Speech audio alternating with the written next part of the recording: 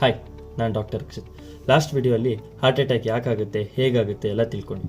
ಈ ವಿಡಿಯೋಲಿ risk factors ಏನು, ಹಾರ್ಟ್ ಅಟ್ಯಾಕ್ ಏನಕ್ಕೆ ನಮ್ಮಲ್ಲಿ ಜಾಸ್ತಿ ಆಗುತ್ತೆ ಅಂತ ತಿಳ್ಕೊಳ್ಳೋಣ. ರಿಸ್ಕ್ ಫ್ಯಾಕ್ಟರ್ಸಲ್ಲಿ ಕೆಲವೊಂದು ರಿಸ್ಕ್ ಫ್ಯಾಕ್ಟರ್ಸ್ ನಮ್ಮ ಕೈಯಲ್ಲಿರುತ್ತೆ, ಇನ್ನು ಕೆಲವು ನಮ್ಮ ಕೈಯಲ್ಲಿರಲ್ಲ. ನಮ್ಮ ಕೈಯಲ್ಲಿ ಇಲ್ಲದೇ ಇರೋಂಥ ರಿಸ್ಕ್ ಫ್ಯಾಕ್ಟರ್ಸ್ ಯಾವುದು ಅಂದರೆ ಏಜ್. ಒಂದ್ಸಲ ವಯಸ್ಸಾಗ್ತಾ ಆಗ್ತಾ 50 ವರ್ಷ ದಾಟಿದ ಮೇಲೆ ಹಾರ್ಟ್ ಅಟ್ಯಾಕ್ ರಿಸ್ಕ್ ಜಾಸ್ತಿ ಆಗುತ್ತೆ. ಆಮೇಲೆ ಗಂಡಸರಲ್ಲಿ ಹೆಂಗಸರಿಗಿಂತ ಜಾಸ್ತಿ ರಿಸ್ಕ್ ಇರುತ್ತೆ ಹಾರ್ಟ್ ಅಟ್ಯಾಕ್ಗೆ. ಆದರೆ ಪೀರಿಯಡ್ಸ್ ನಿಂತೋಗಿರೋರು, ಮೆನೋಪಾಸ್ ಆಗಿರೋರು, ಬ್ಲೀಡಿಂಗ್ ನಿಂತಿರೋರಿಗೆ ಸೇಮ್ ಇರುತ್ತೆ ಹಾರ್ಟ್ ಅಟ್ಯಾಕ್ ರಿಸ್ಕ್ ಗಂಡಸರಲ್ಲಿ ಮತ್ತು ಹೆಂಗಸರಲ್ಲಿ. ಇನ್ನು ಕೆಲವೊಂದು ಬಂದುಬಿಟ್ಟು ಜೆನೆಟಿಕ್ಸ್. ಈಗ ನಿಮ್ಮ ಅಜ್ಜಿಗೆ, ತಾತಂಗೆ, ಅಜ್ಜಿಗೆ ಯಾರಿಗಾದರೂ ಹಾರ್ಟ್ ಪ್ರಾಬ್ಲಮ್ ಇದ್ದರೆ ನಿಮಗೂ ಹಾರ್ಟ್ ಅಟ್ಯಾಕ್ ಆಗೋ ಚಾನ್ಸಸ್ ಜಾಸ್ತಿ. ಇವಿಷ್ಟು ಬಂದು ನಮ್ಮ ಕೈಯಲ್ಲಿ ಇಲ್ಲದೆ ಇರೋದು. ಈಗ ನಮ್ಮ ಕೈಯಲ್ಲಿ ಇರೋದೇನು, ಸ್ಮೋಕಿಂಗ್ ಮಾಡ್ತೀರಾ, ಡ್ರಿಂಕ್ಸ್ ಮಾಡ್ತೀರಾ, ಹಾರ್ಟ್ ಅಟ್ಯಾಕ್ ರಿಸ್ಕ್ ಜಾಸ್ತಿ. ತೂಕ ಜಾಸ್ತಿ ಇದ್ದೀರಾ, ಎಕ್ಸಸೈಸ್ ಮಾಡಲ್ವಾ, ಹಾರ್ಟ್ ಅಟ್ಯಾಕ್ ರಿಸ್ಕ್ ಜಾಸ್ತಿ.